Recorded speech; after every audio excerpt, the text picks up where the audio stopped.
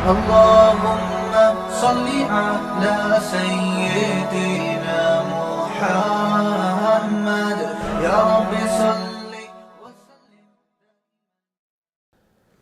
بسم اللہ الرحمن الرحیم نحمدہ ونصلی علی رسولہ الکریم. ہمارے 2 پارے الحمدللہ کمپلیٹ ہو چکے ہیں، بلکہ 3 پارے. 30واں پارہ بھی ہمارا تفسیر کے لیکچر میں کمپلیٹ ہو چکا ہے، پہلا بھی اور دوسرا بھی، اور آج انشاءاللہ تیسرا شروع ہوگا.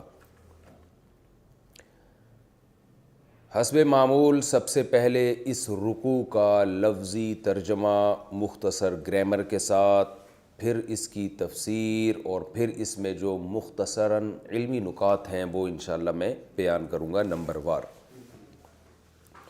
اعوذ باللہ من الشیطان الرجیم، بسم اللہ الرحمن الرحیم. تلک الرسل، تلک کا معنی یہ، رسل رسول کی جمع ہے، یہ جو پیغمبر ہیں. فضلنا، فضل یفضل تفضیلا، سبح یسبح کی طرح فضیلت دینا.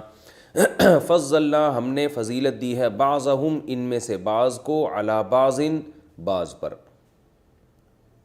منہم ان میں سے بعض ایسے ہیں، من ایسے ہیں کہ کلم اللہ جن سے اللہ نے کلام کیا. ورفع بعضہم درجات، اور بعض کو بلند کر دیا، درجات بہت زیادہ درجات. وآتینا عیسی ابن مریم، اور ہم نے عطا کیا عیسیٰ ابن مریم کو البینات، واضح دلائل، روشن دلائل. وَأَيَّدْنَاهُ، اور ہم نے طاقت دی عیسیٰ کو، بروح القدس، مقدس روح کے ذریعے. وَلَوْ شَاءَ اللَّهُ، اور اگر اللہ چاہتا، مَقْتَتَلَ، ما کا معنی نہیں، اقتتل آپس میں قتال کرنا، اکتسبہ کی طرح. مَقْتَتَلَ الَّذِينَ مِن بَعْدِهِمْ، نہیں قتال کرتے وہ لوگ جو ان پیغمبروں کے بعد آئے. من بعدی، بعد اس کے کہ، ما بعد اس کے کہ، جاءتہم البینات، ان کے پاس واضح دلائل آ گئے تھے. یعنی واضح دلائل آنے کے بعد بھی یہ لوگ قتال نہ کرتے اگر اللہ چاہتا. وَلَٰكِنِ اخْتَلَفُوا، وَلَٰكِنْ اخْتَلَفُوا تھا اصل میں، ملا کے پڑھا جاتا ہے، وَلَٰكِنِ اخْتَلَفُوا، لیکن انہوں نے اختلاف کیا. فَمِنْهُمْ، پس ان میں سے بعض ایسے تھے، من آمنا، جو ایمان لائے. وَمِنْهُمْ من، اور ان میں بعض ایسے تھے، کفر، جنہوں نے کفر کیا. وَلَوْ شَاءَ اللَّهُ، اور اگر اللہ چاہتا، مَقْتَتَلُوا، یہ آپس میں قتال نہ کرتے. وَلَٰكِنَّ اللَّهَ، لیکن اللہ تعالیٰ، يَفْعَلُ مَا يُرِيد، کرتا ہے وہ، یرید جو چاہتا ہے، جو جس چیز کا ارادہ کرتا ہے. اراد یرید، ارود یربد کی طرح ہے. یا ایہا الذین آمنوا، اے لوگو جو ایمان لائے ہو، انفقوا، اکرموا کی طرح انفاق کرو، مما اصل میں تھا من ما، رزقناکم، جو رزق ہم نے تمہیں دیا ہے، من قبل ان یأتی، اس سے پہلے کہ آ جائے، یوم، ایک دن، لا بیع فیہ، جس میں کوئی بیع نہیں ہے. بیع خرید و فروخت کو کہتے ہیں، جس میں کوئی بیع نہیں ہے. ولا خلۃ، اور نہ دوستی. خلہ گہری دوستی کو کہتے ہیں، جس کو خلیل اسی سے نکلا ہے، جو بالکل آپ کا گہرا دوست ہوتا ہے نا. حدیث میں آتا ہے، لو کنت متخذا خلیلا لاتخذت ابا بکر خلیلا، اگر میں کسی کو اپنا خلیل بناتا تو ابو بکر کو بناتا، لیکن میرا خلیل صرف اللہ ہے. تو بہت ہی گہرا جو دوست ہوتا ہے نا، اس کو خلیل کہا جاتا ہے. ولا خلۃ، اور کوئی دوستی نہیں ہوگی. ولا شفاعۃ، اور کوئی شفاعت نہیں ہوگی. والکافرون هم الظالمون، اور کافر لوگ ہی ظالم ہیں. اللہ لا الہ الا ہو، اللہ وہ ذات ہے کہ لا الہ الا ہو، نہیں ہے کوئی معبود سوائے اس کے.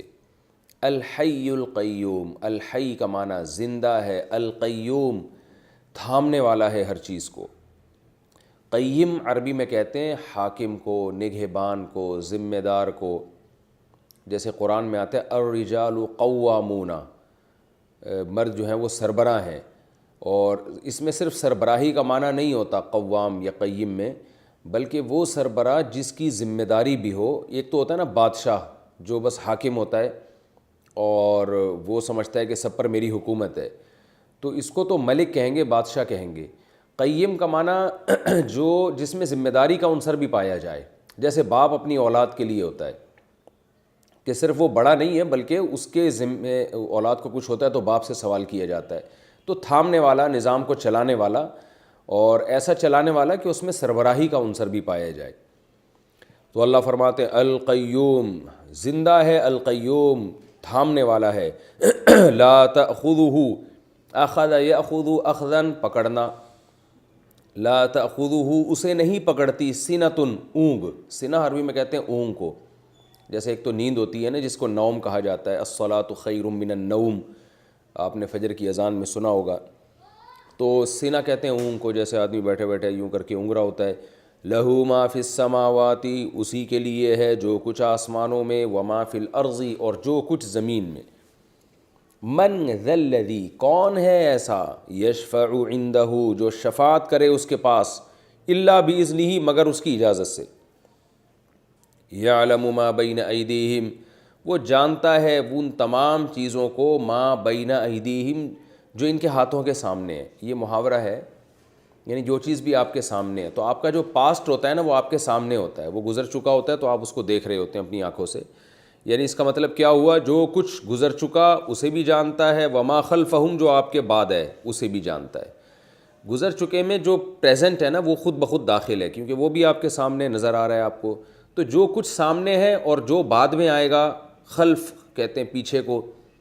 آپ نے سنا ہوگا نا قراءت خلف الامام, امام کے پیچھے قراءت, یہ مسئلہ بہت سنا ہوگا. ولا یحیطون بشیء من علمہ, اور وہ لوگ احاطہ نہیں کر سکتے, بشیء کسی بھی چیز کا, من علمہ اللہ کے علم میں سے, الا مگر اتنا, بما شاء جتنا اللہ چاہے, یعنی اللہ کے علم میں سے ان کو اتنا ہی ملے گا جتنا اللہ چاہے گا. وسع کرسیہ السماوات والارض, وسع یوسع, سمع یسمع کی طرح, وسعت والا ہونا, کہتے ہیں وسیع ہے بہت, اس کا مفہوم بہت وسیع ہے. تو وسع کرسیہ, اس کی جو کرسی ہے وہ پھیلی ہوئی ہے, اس نے احاطہ کیا ہوا ہے, السماوات والارض, آسمانوں کا بھی اور زمین کا بھی. ولا یؤودہ, آدھا یؤود اصل میں تھا نصر ینصر کی طرح, تو اس کا معنی ہوتا ہے تھکا دینا. ولا یؤودہ حفظہ ما, حفظ معنی حفاظت, آسمان اور زمین کی حفاظت, لا یؤودہ اللہ کو تھکاتی نہیں ہے. وہو العلی, وہ بہت بلند ہے, العظیم عظمت والا ہے. لا اکراہ فی الدین, لا کا معنی نہیں, اکراہ, اکراہ زبردستی کو کہتے ہیں. جیسے ہوتا ہے نا مکروہ, مکروہ کسے کہتے ہیں, جو ناپسند ہو, یعنی آپ چاہتے نہیں ہو کہ اس کو آپ استعمال کرو. تو اکراہ کا معنی کسی کو زبردستی کسی کام پہ مجبور کرنا, اکراہ یکرہ اکراہن. تو اللہ فرماتے ہیں لا اکراہ فی الدین, دین میں زبردستی نہیں ہے. کیوں نہیں ہے, قد تبین الرشد من الغی, تحقیق واضح ہو چکی ہے ہدایت, رشد ہدایت کو کہتے ہیں, رشد و ہدایت. من الغی, غی گمراہی کو کہتے ہیں, کیونکہ ہدایت گمراہی سے واضح ہو چکی ہے.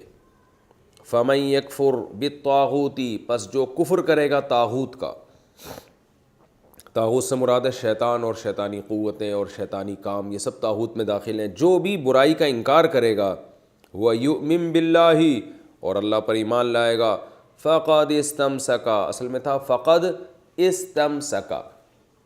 استمساک کا معنی ہوتا ہے کسی چیز کو مضبوطی سے تھام لینا. استمساک اردو میں اس کی کوئی مجھے مثال اس وقت ذہن میں نہیں آ رہی, تو یہ اردو میں بھی یہ لفظ استعمال ہوتا ہے. بہرحال فقد استمسکا, تحقیق اس نے مضبوطی سے تھام لیا, بالعروہ, ایک چھلے کو. عروہ کہتے ہیں جو چھلا نہیں ہوتا گول. الوثقہ, یہ اوثق کی مؤنث ہے. اوثق مضبوط, وثیق سے کہتے ہیں نا کہ یہ ایگریمنٹ کو بھی وثاق کہا جاتا ہے. تو بہرحال وثقہ مضبوط, بالعروۃ الوثقہ, تحقیق اس نے تھام لیا مضبوطی سے ایک مضبوط چھلے کو. لن انفصام لہا, اصل میں تھا لا انفصام, فصم کہتے ہیں ٹوٹنے کو, جدا ہونے کو, انفصام باب انفعال کی طرح, افتعال کی طرح انفعال. لن انفصام لہا, میں نے افتعال اور انفعال کو ایک ہی پڑھ کے ایک ہی طرح سے بتایا آپ لوگوں کو. خیر, لن فصام لہا، اس میں کوئی، لہا کا معنی یہ چھلا، اس چھلے کے لیے کوئی ٹوٹنا نہیں ہے، یعنی ٹوٹنے کا امکان ہی نہیں ہے، اتنا مضبوط چھلا۔ واللہ سمیع علیم، اور اللہ سننے والا اور جاننے والا ہے۔ اللہ ولی الذین آمنوا، اللہ دوست ہے، ولی دوست کو کہتے ہیں۔ اصل میں ولی یلی یعنی سمیع حسب یحسب کی طرح، ولی یلی، یولیو تھا اصل، اس کا معنی ہوتا ہے قریب ہونا، تو ولی دوست کو کہتے ہیں، ولی اللہ، اللہ کے قریب جو ہو، تو یعنی اس میں دوستی کا معنی اس لیے کہ وہ دوست اکثر دوست کے قریب رہتا ہے۔ اللہ ولی الذین آمنوا، اللہ دوست ہے ان لوگوں کا جو ایمان لائے۔ یخرجہم من الظلمات الی النور، نکالتا ہے ان کو اندھیروں سے نور کی طرف، روشنی کی طرف۔ والذین کفروا، اور جو کافر ہیں، جو کافر کا مطلب یاد رکھیں قرآن کی اصطلاح میں وہ کافر نہیں جس کو ہم اصطلاحی کافر کہتے ہیں، کیونکہ اصطلاح میں تو کافر اسے سمجھا جاتا ہے جو توحید کا اقرار نہ کرے اور رسالت کا اقرار نہ کرے، لیکن قرآن کی اصطلاح میں مسلمان پر بھی بعض دفعہ کافر کا لفظ اطلاق ہوا ہے، یعنی کافر سے مراد جو انکار کرے، چاہے عمل سے چاہے زبان سے، تو اس میں سب طرح کے لوگ داخل ہیں، کوئی بھی جو بھی ناشکرے ہوتے ہیں۔ والذین کفروا، اور جو لوگ انکار کرتے ہیں، اولیاؤہم الطاغوت، ولی کی جمع اولیاء آتی ہے، ان کے جو دوست ہیں وہ شیطان ہیں۔ یخرجونہم، یہ نکالتے ہیں شیاطین ان کافروں کو، من النور الی الظلمات، روشنی سے اندھیروں کی طرف۔ اولئک اصحاب النار، یہ آگ والے لوگ ہیں، ہم فیہا خالدون، اور یہ اس میں ہمیشہ رہیں گے۔ یہ تو اس رکوع کا لفظی ترجمہ اور مختصر گرامر ہو گئی۔ میں انشاءاللہ اس کی تفسیر پیش کروں گا۔ یہ تیسرا رکوع ہے جی۔ اس سے پہلے دوسرا پارہ جہاں ختم ہوا تھا، داؤد علیہ السلام کا واقعہ بیان ہوا تھا کہ بنی اسرائیل میں داؤد علیہ السلام ایک امتی کی حیثیت سے لڑ رہے تھے، بہت سخت جہاد تھا، لیکن داؤد علیہ السلام نے اس میں بے انتہا بہادری دکھائی اور جالوت کو قتل کیا۔ تو اللہ تعالیٰ نے آپ کو علم بھی عطا فرمایا، نبوت بھی عطا فرمائی، اور اللہ نے آپ کو وہ کچھ سکھایا جو اللہ نے چاہا، پرندوں کی بولیاں اور لوہے کو پگھلانا، آپ کے ہاتھ میں لوہا پگھل جایا کرتا تھا، زرہیں بنایا کرتے تھے، جنگی لباس بنایا کرتے تھے، یہ ساری جو یہ اس زمانے کی، یوں سمجھیں کہ آپ ایک ٹیکنالوجی تھی اس زمانے میں، وہ اللہ تعالیٰ نے داؤد علیہ السلام کو عطا فرمائی بطور معجزہ۔ تو یہاں اب اللہ تعالیٰ فرماتے ہیں کہ دیکھو یہ جو پیغمبر ہیں نا، جیسے داؤد علیہ السلام کا ذکر کیا ہم نے، تلک الرسول فضلنا بعضهم علی بعض، یہ پیغمبر کی ایک جماعت ہے جن میں ہم نے بعض کو بعض پر فضیلت دی ہے، جیسے داؤد کا تذکرہ تمہارے سامنے آ گیا کہ داؤد علیہ السلام کو ہم نے کتنی فضیلت دی۔ تو یہ اللہ کا قانون ہے کہ اللہ نے پیغمبر دنیا میں بھیجے ہیں اور ان کے سب کے درجات ایک جیسے اللہ نے نہیں رکھے، تو اسی کا تذکرہ قرآن مجید میں یہاں ہوا، تلک الرسل فضلنا بعضهم علی بعض، یہ پیغمبروں کی جماعت ہے جن میں ہم نے بعض کو بعض پر فضیلت دی۔ کیسے فضیلت دی؟ اب اللہ اشارہ کر رہے ہیں، منہم، ان میں سے بعض ایسے ہیں، من کلم اللہ، جن سے اللہ ہم کلام ہوا ہے، جیسے حضرت موسیٰ علیہ السلام، یہ بھی ایک بہت بڑی فضیلت ہے کہ اللہ براہ راست ہم کلام ہوتا ہے۔ ورفع بعضهم درجات، اور بعض کو تو اللہ نے بہت زیادہ درجات میں فضیلت دے دی۔ دیکھیں اللہ تعالیٰ نام کسی پیغمبر کا نہیں لے رہے ہیں، اشارے سے بتا رہے ہیں، یہ بھی فضیلت بیان کرنے کا ایک طریقہ ہوتا ہے۔ ورفع بعضهم درجات، اور بعض کے تو اللہ نے درجات بہت بلند کر دیے۔ وآتینا عیسیٰ ابن مریم البینات، اور ہم نے عیسیٰ ابن مریم کو واضح دلائل دیے، بہت سارے معجزات دیے، تو یہ بھی ایک فضیلت کی بات ہے۔ کہا جاتا ہے کہ جتنے معجزے حضرت عیسیٰ علیہ السلام کو ملے ہیں اتنے کسی اور پیغمبر کو نہیں ملے، اور بڑے عجیب عجیب قسم کے معجزے آپ کو عطا کیے گئے ہیں، تو یہ بھی ایک فضیلت ہے، کیونکہ حضرت عیسیٰ علیہ السلام کو جو معجزے دیے گئے وہ تھے بھی بہت ہی عجیب، یعنی جو دنیا میں ساری دنیا جس کو مانتی تھی کہ یہ ہو ہی نہیں سکتا، مثلا مردہ زندہ نہیں ہو سکتا، لیکن حضرت عیسیٰ علیہ السلام جس مردے کی طرف رخ کر کے کہتے قم باذن اللہ، اللہ کے حکم سے کھڑا ہو جا، وہ زندہ ہو کے کھڑا ہو جایا کرتا تھا۔ اور بے جان چیز میں جان نہیں ڈالی جا سکتی، آپ پرندہ بناتے مٹی سے اور اس میں پھونک مارتے وہ باقاعدہ پرندہ بن کے اڑنا شروع ہو جایا کرتا تھا۔ جو پیدائشی نابینا ہے اس کی آنکھوں پہ ہاتھ رکھتے بینائی واپس لوٹ جاتی۔ تو کوڑ کا مرض، برس کا مرض، یعنی ایسے ایسے معجزے آپ کو عطا کیے گئے. اس میں حکمت کیا تھی میں انشاءاللہ بتاؤں گا. تو یہ بڑے عجیب و غریب قسم کے آپ کو معجزے عطا کیے گئے. وَأَيَّدْنَاهُ بِرُوحِ الْقُدُسِ. اچھا خیر، ایک اور معجزہ بغیر باپ کے پیدا ہونا، یہ خود ایک بہت بڑا معجزہ ہے. پھر قرب قیامت تک کے لیے زندہ رکھنا، یعنی زندہ آسمانوں پہ اٹھایا جانا اور پھر ہزاروں سال کے بعد زمین پہ آ کے اترنا اور دجال کو قتل کرنا اور جہاد کرنا، پھر اتنے سالوں کے بعد اسی طرح زندہ فرشتوں کے کندھوں پہ ہاتھ رکھ کے نیچے اترنا. تو یہ بہت عجیب و غریب معجزے تھے جو حضرت عیسیٰ علیہ الصلاۃ والسلام کی بہت بڑی فضیلت کی دلیل ہیں.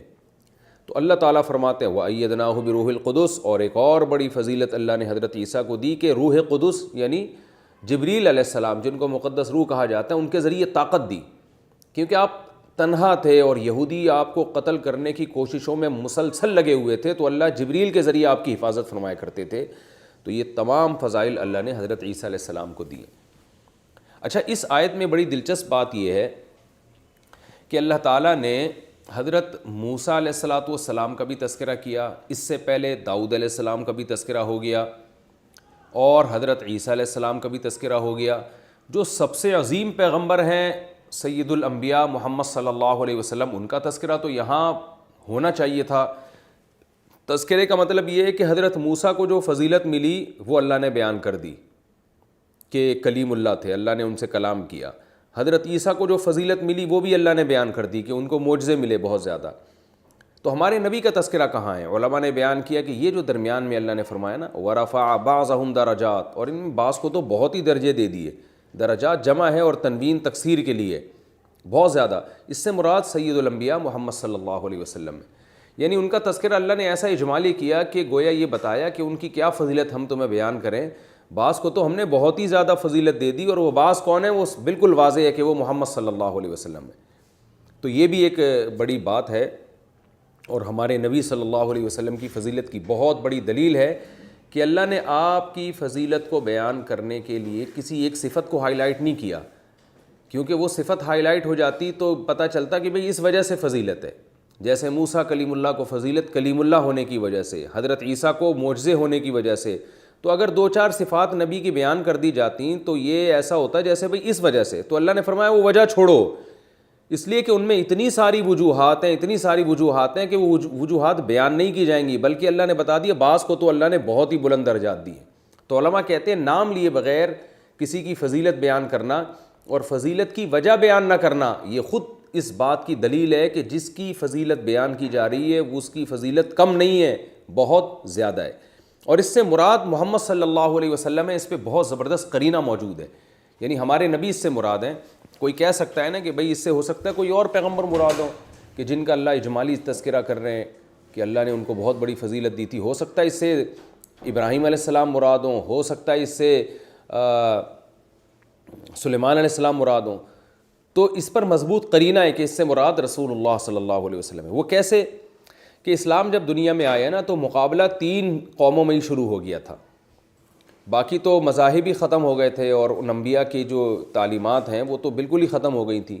تو 3 قومیں تھیں جو آسمانی کتابوں کو مانتی تھیں، ایک یہودی، ایک عیسائی اور ایک مسلمان. تو اگر اللہ ایسے ہی ذکر کر دیتا تلک الرسل فضلنا بعضهم علی بعض کہ ہم نے پیغمبروں کو ایک دوسروں پر فضیلت دی ہے اور بعض کو ہم نے اونچے درجات دے دیے، تو ہر نبی یہ کہتا ہر امتی یہ کہتے کہ اس سے ہمارے نبی مراد ہیں. لیکن اللہ تعالیٰ نے یہودیوں کے پیغمبر موسیٰ علیہ السلام کا تذکرہ بھی کر دیا، حضرت عیسیٰ کا تذکرہ بھی کر دیا، یہ بتانے کے لیے کہ اب ایک ہی پیغمبر باقی ہیں. کیونکہ جھگڑا تو 3 قوموں میں ہی ہے، مسلمین میں، اہل اسلام میں یعنی یہود میں اور عیسائیوں میں. ان تینوں میں اختلاف تھا کہ بڑا پیغمبر یعنی سب سے اونچا مقام کس پیغمبر کا ہے. تو یہودی کہتے تھے ہمارے پیغمبر موسیٰ علیہ السلام سب سے افضل ہیں، عیسائی کہتے تھے ہمارے حضرت عیسیٰ ابن مریم، اور مسلمان کہتے تھے کہ محمد صلی اللہ علیہ وسلم. تو اللہ نے بتا دیا کہ ہم نے پیغمبروں کو فضیلت تو دی ہے، اور وہ فضیلت ایسے دی ہے کہ 3 پیغمبروں کا اللہ نے بطور مثال کے تذکرہ کیا. ان میں حضرت موسیٰ کا بھی تذکرہ کر دیا کیونکہ سب کو پتہ ہے کلیم اللہ تو موسیٰ علیہ السلام ہی ہے، اور حضرت عیسیٰ کا بھی تذکرہ کر دیا.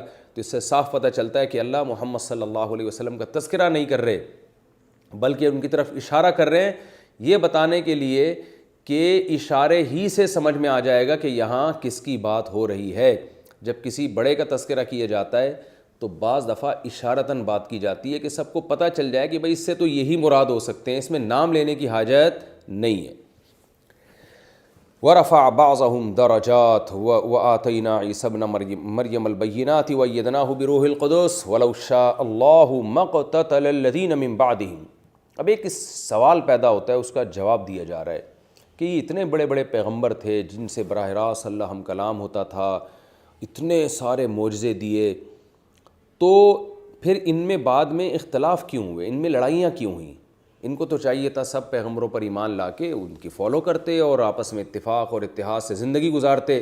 تو اللہ نے فرمایا وَلَوْ شَاءَ اللَّهُ, اگر اللہ چاہتا, مَا اقْتَتَلَ الَّذِينَ مِن بَعْدِهِمْ, جو ان پیغمبروں کے بعد لوگ آئے ہیں نا وہ آپس میں کبھی بھی نہ لڑتے. مِن بَعْدِ مَا جَاءَتْهُمُ الْبَيِّنَاتُ, جبکہ ان کے پاس دلائل بھی آ چکے تھے, حق اور باطل ان کے سامنے واضح ہو چکا تھا. تو اب اس کا تقاضا یہ تھا کہ یہ نہ لڑتے, اور اللہ چاہتا تو ایسا ہی ہوتا. وَلَٰكِنِ اخْتَلَفُوا, لیکن انہوں نے اختلاف کیا. اختلاف کیا مطلب کیا؟ اختلاف سے فروعی مسائل کا اختلاف مراد نہیں ہے, بلکہ اختلاف کا مطلب کہ کچھ لوگ ایمان پر قائم رہے, کچھ لوگوں نے ایمان کو چھوڑ دیا. فَمِنْهُمْ مَنْ آمَنَ, جیسے کہ آگے آ رہے, فَمِنْهُمْ مَنْ آمَنَ, کچھ ایسے تھے جو ایمان لائے, وَمِنْهُمْ مَنْ كَفَرَ, اور کچھ ایسے تھے جنہوں نے کفر کیا, انکار کر دیا. یہ کفر زبان سے بھی ہو سکتا ہے اور عمل سے بھی ہو سکتا ہے, جس کو چھوٹا کفر کہا جاتا ہے. یعنی کچھ لوگ مان کے چلنے والے بنے, کچھ نافرمان بنے. وَلَوْ شَاءَ اللَّهُ مَا اقْتَتَلُوا, پھر اللہ نے دوبارہ اسی مضمون کا تکرار کیا, اگر اللہ چاہتا تو یہ قتال نہ کرتے, یعنی اللہ زبردستی ان کو ہدایت کے راستے پر چلا دیتا. وَلَٰكِنَّ اللَّهَ يَفْعَلُ مَا يُرِيدُ, لیکن اللہ جس چیز کا ارادہ کرتا ہے وہی کرتا ہے. یعنی اللہ نے ارادہ یہ کیا کہ ان کو زبردستی میں ہدایت پر نہیں چلاؤں گا, اور جب زبردستی اللہ کسی کو ہدایت میں نہیں چلاتا تو لوگوں کو اپنے حال پہ چھوڑ دیا جاتا ہے. اس سے آزمائش ہوتی ہے, اور آزمائش کا فیصلہ یہی ہوتا ہے. ایک عربی کا مقولہ ہے, عند الامتحان یکرم الرجل او یہان, کہ جب آزمائش ہوتی ہے تو یا تو عزت ملتی ہے یا ذلت ملتی ہے. تو اللہ چاہتے تو زبردستی ان سب کو پکڑ کر سیدھے راستے پہ چلا دیتے, لیکن اللہ نے ایسا نہیں کیا. اور اس میں اللہ کی حکمتیں تھیں کہ کچھ لوگ مومن بن کے زندگی گزاریں, کچھ نافرمان بن کے زندگی گزاریں, تاکہ قیامت کے دن سب کو ایک جیسا بدلہ نہ ملے. جو ماننے والے ہیں ان کو جنت کی صورت میں, اور جو نہ ماننے والے ہیں وہ آزمائش میں ناکام ہوں اور جہنم کی صورت میں ان کو بدلہ ملے.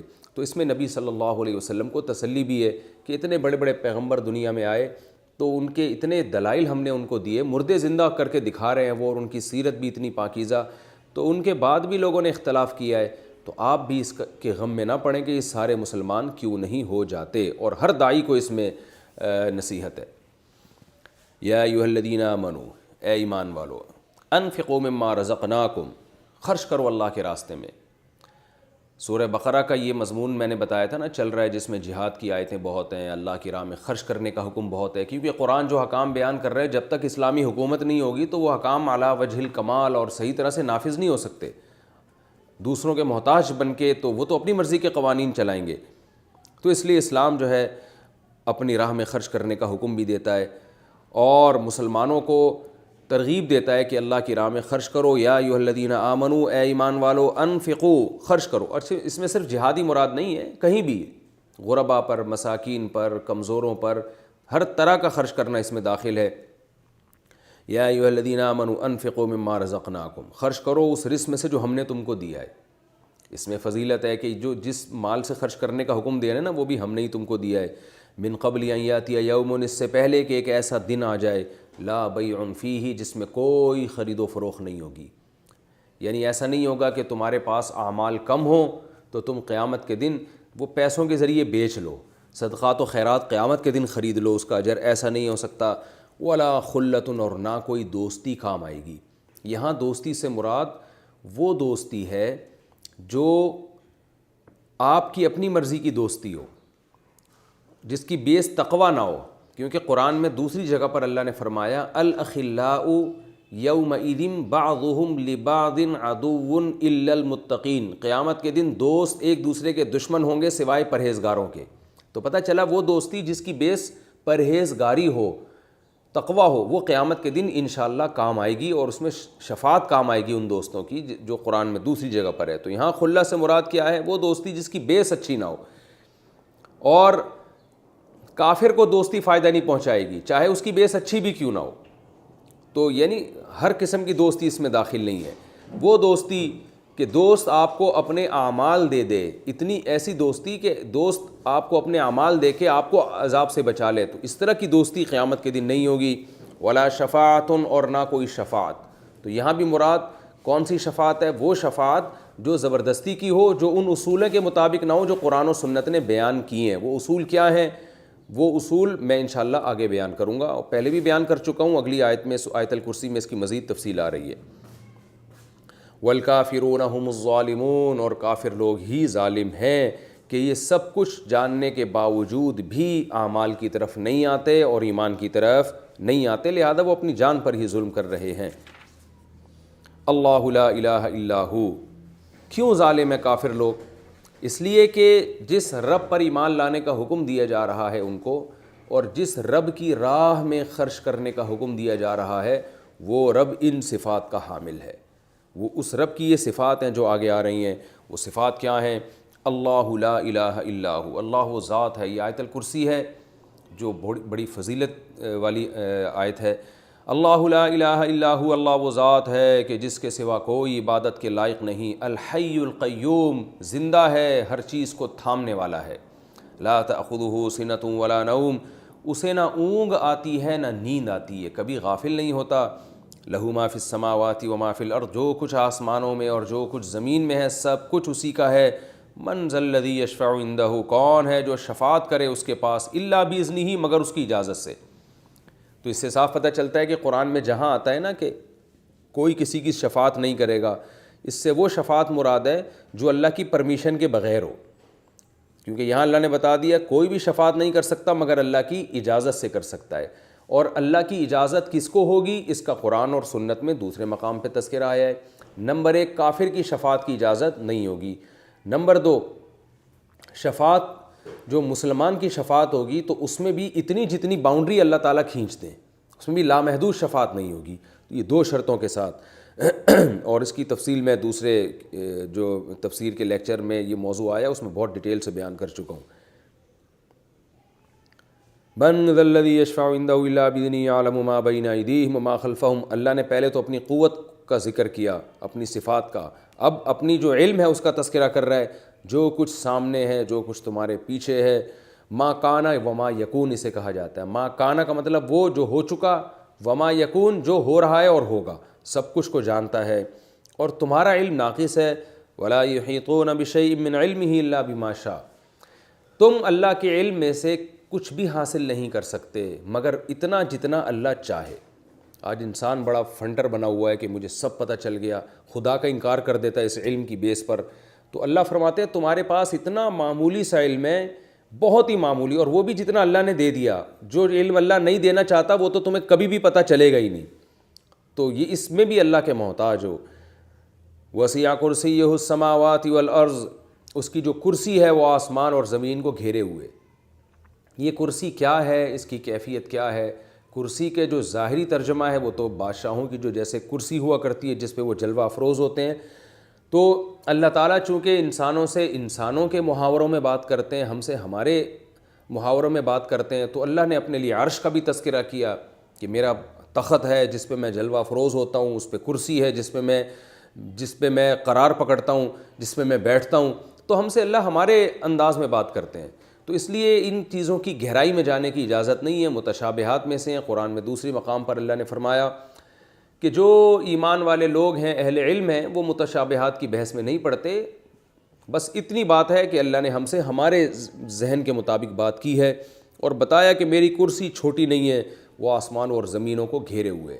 حدیث میں آتا ہے کہ کرسی کی مثال، اللہ کی کرسی ایسے ہے جیسے ایک چھلا ہو ایک میدان میں پڑا ہوا ہو، تو یہ چھلا جو ہے نا یہ گویا زمین اور آسمان ہے، اور وہ میدان کرسی ہے، اور وہ کرسی عرش پہ ایسی ہے جیسے کہ چھلا اس میدان میں، یعنی عرش جو ہے وہ کرسی سے بھی بڑا ہے۔ تو اب ہمیں اس کی کیفیات معلوم نہیں ہے، اس کے ظاہر پر ہم یقین رکھتے ہیں، اس کی حقیقت کیا ہے وہ اللہ ہی بہتر جانتا ہے۔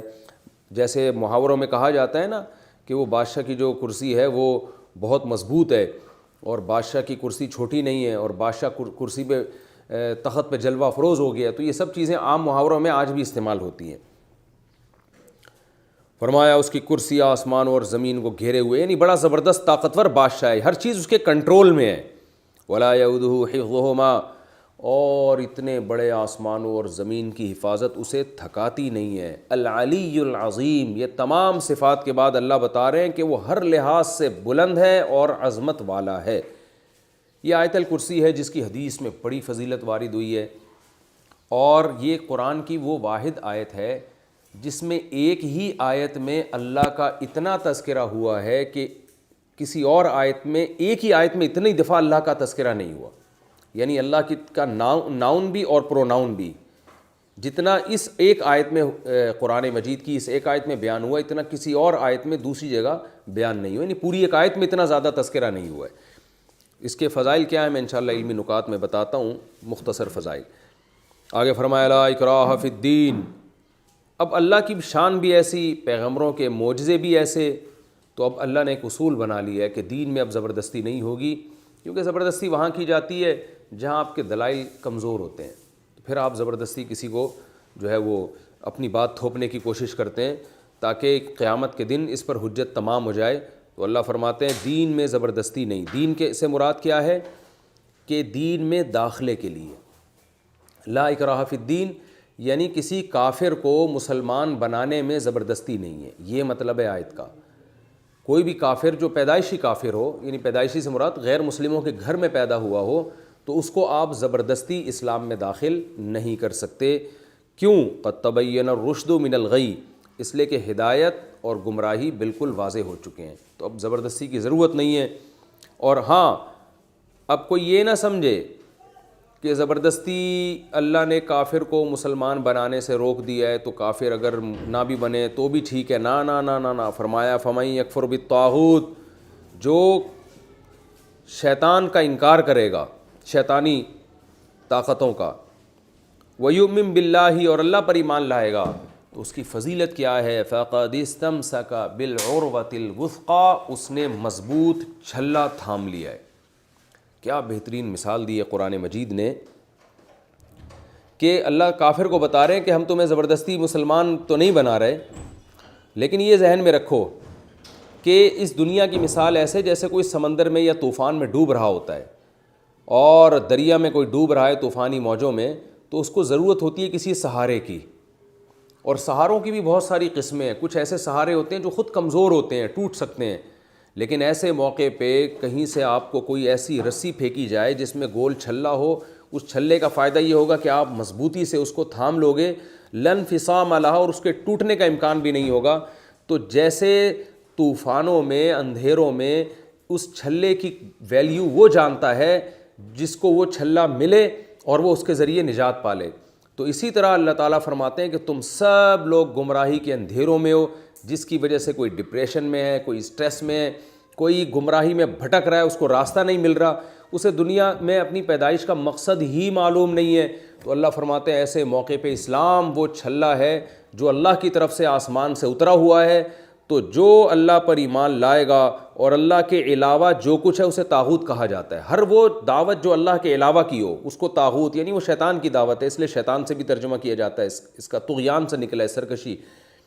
تو اللہ فرماتے ہیں کہ جس نے بھی شیطانی قوتوں کا، یعنی اللہ کے علاوہ ہر چیز کی نفی کر کے اللہ کو مضبوطی سے تھام لیا، تو حقیقت میں اس نے اللہ کو نہیں تھاما بلکہ مضبوط چھلے کو پکڑ لیا اس نے. لن فصام لہا، جس کے ٹوٹنے کا امکان نہیں ہے. چھوڑ دو تو الگ بات ہے، ٹوٹے گا نہیں ہے، یہ تمہیں تباہی سے بچائے گا. تو یہ اسلام کی بہت بڑی فضیلت ہے. اس میں غیر مسلموں کو دعوت دی گئی ہے کہ آؤ اسلام کے چھلے کو مضبوطی سے تھام لو، اس تباہی میں اس کے علاوہ تمہیں مصیبت سے نکالنے والا کوئی بھی نہیں ہے. واللہ سمیع علیم، اللہ سننے والا اور جاننے والا ہے. تمہارے حالات کو سن بھی رہا ہے، تمہاری باتوں کو، اور تمہارے حالات کو جان بھی رہا ہے. اچھا، یہ بھی ذہن میں رکھیں کہ یہ جو قرآن مجید میں اللہ کا ارشاد ہے لا اکراہ فی الدین، دین میں زبردستی نہیں ہے، تو اس میں 3 باتوں کا جاننا ضروری ہے.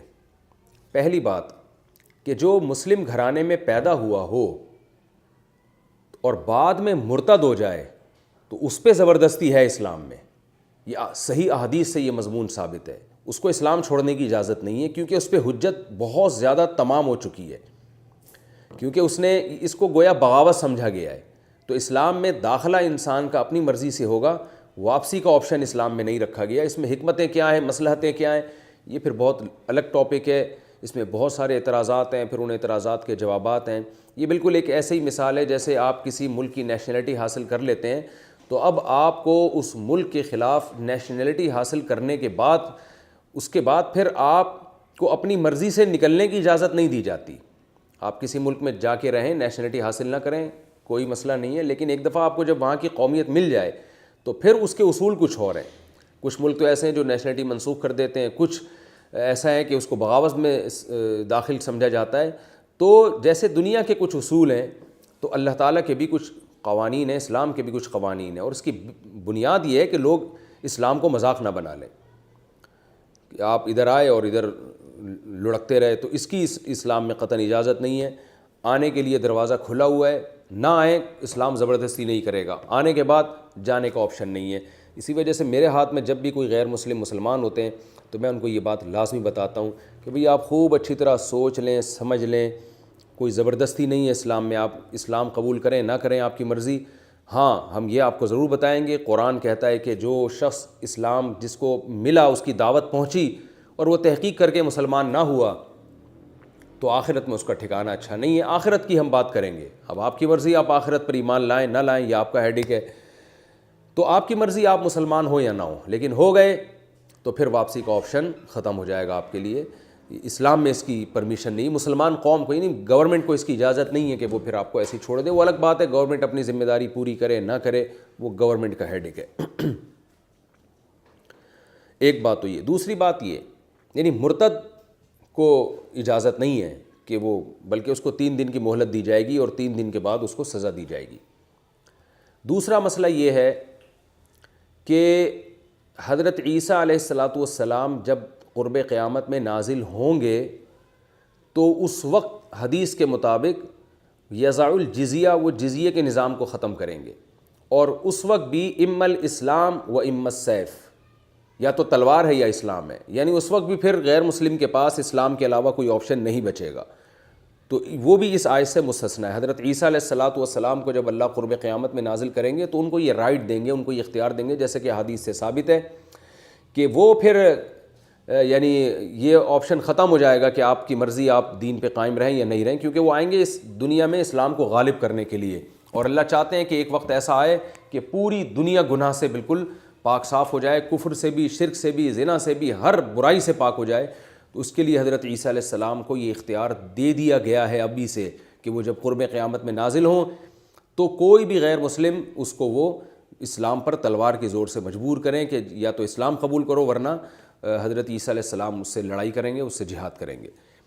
تو یہ دوسری بھی اس سے مستثنیٰ ہے۔ تیسرا کہ جب کوئی شخص اسلام میں داخل ہو جائے اور مسلمان بن جائے تو پھر اسلامی احکام پر اس کو حکومت زبردستی عمل کوائے گی۔ جیسے اگر کوئی زنا کرتا ہے تو حکومت اس کو سزا دے گی، کیونکہ بعض لوگ اس آیت سے کہتے ہیں کہ اسلام میں زبردستی نہیں ہے، تو اگر کوئی اپنی مرضی سے زنا کر رہا ہے تو کرتا رہے، اور کوئی چوری کر رہا ہے تو کرتا رہے۔ ایسا نہیں ہے بھائی، چور کا ہاتھ کاٹا جائے گا۔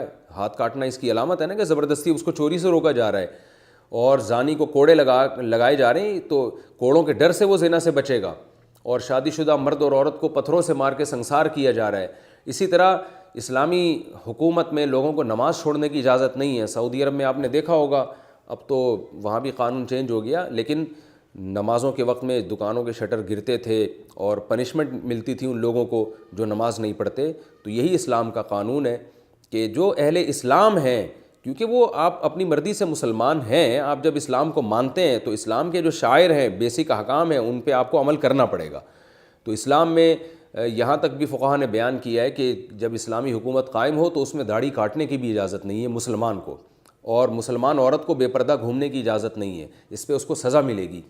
اور جتنے بھی شریعت کے حکام ہیں، مثال کے طور پر بیٹا اپنے باپ پہ خرچ نہیں کرتا اگر، اور باپ غریب ہے اور مسکین ہے، تو حکومت زبردستی بیٹے سے پیسے لے کے باپ پہ خرچ کرے گی، کیونکہ باپ کو رکھنا، ماں کو رکھنا، یہ اولاد کی ذمہ داری ہے۔ تو اولڈ ہوم میں اگر کوئی بچہ اپنے ماں باپ کو جمع کرا رہا ہے، گورنمنٹ اس کی پرمیشن نہیں دے گی اس کو کہے گی کہ اپنے اولاد کو، اپنے والدین کو گھر میں رکھ کے ان پہ خرچ کرو. تو یہ جو قانون کی زور سے، قانون کی طاقت سے اسلامی احکام پر عمل کروایا جائے گا، تو اس پر یہ آیت نہیں چسپاں کی جا سکتی کہ بھئی اسلام تو کہہ رہے دین میں زبردستی نہیں ہے، اور آپ زبردستی والدین کی خدمت بھی کروا رہے ہیں، زبردستی بیوی کا خرچہ بھی پورا کروا رہے ہیں شوہر سے، اور زبردستی اس کو اولاد کو پالنے پر بھی مجبور کیا جا رہا ہے، زبردستی اس کو نماز پہ بھی مجبور کیا جا رہا ہے، رمضان کا روزہ بھی چھوڑنے کی اجازت نہیں دی جا رہی. تو یاد رکھیں یہ اس وجہ سے ہے کہ اس آیت کا مطلب کیا ہے، دین میں داخلے کے لیے زبردستی نہیں ہے. داخل ہو گیا تو پھر چلانے پر بہرحال زبردستی کی جائے گی، لیکن یہ زبردستی گورنمنٹ کرے گی، ہر شخص کو اس کی پرمیشن نہیں ہے، کیونکہ اس سے معاشرے میں فساد پھیلتا ہے. تو حکومت کرے گی. حکومت نہیں کرتی تو عام آدمی کی ذمہ داری یہی ہے کہ محبت سے وہ تبلیغ کریں، وہ سختی کرنے کے مجاز نہیں ہے، کیونکہ سختی کرنا یہ حکومت کا کام ہے. ہاں اپنے ماتحتوں پہ آپ بقدر ضرور سختی کر سکتے ہیں. تو یہ رکوع ہمارا ادھورا ہوا ہے، انشاءاللہ اگلے ایپیسوڈ میں اس رکوع کو بھی میں کمپلیٹ کروں گا. تیسرے پارے کا پہلا رکوع ہے، اور پھر اس میں جو علمی نکات ہیں مختصراً انشاءاللہ میں اس کو بھی بیان کروں گا. اللہ تعالیٰ سمجھنے کی، عمل کی توفیق عطا فرمائے. وما علینا الا البلاغ.